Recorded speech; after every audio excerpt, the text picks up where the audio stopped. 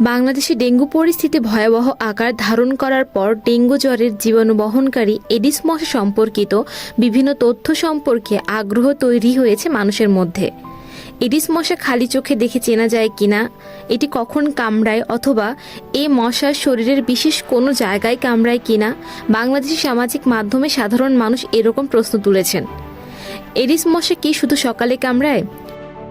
সূর্যোদয় থেকে সূর্যাস্ত পর্যন্ত এডিস মশা কামড়ায়, তবে কামড়ানোর হার সবচেয়ে বেশি থাকে সূর্যোদয়ের পর 2-3 ঘন্টা এবং সূর্যাস্তের আগের কয়েক ঘন্টা। এডিস মশা একবার কামড়ালে কি ডেঙ্গু হয়? এডিস মশা কামড়ালে যে মানুষের ডেঙ্গু জ্বর হবে বিষয়টি এমন নয় বলে জানান ডক্টর আখতারুজ্জামান। পরিবেশে উপস্থিত ভাইরাস এডিস মশার মধ্যে সংক্রমিত হলে সেই মশার কামড়ে ডেঙ্গু হওয়ার সম্ভাবনা থাকে।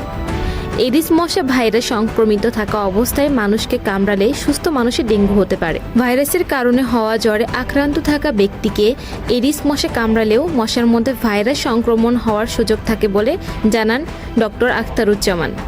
এই জন্য মশারও ডেঙ্গু হয় বলে অনেকে ধারণা করেন। এডিস মশার একটা বিষয় হলো তারা সাধারণত একাধিক ব্যক্তিকে কামড়ায়, তাই ভাইরাস জ্বরে আক্রান্ত কোনো ব্যক্তির শরীর থেকে এডিস মশার মধ্যে ভাইরাস সংক্রমণ হওয়ার পর ওই মশার কামড়ে ডেঙ্গু হয়।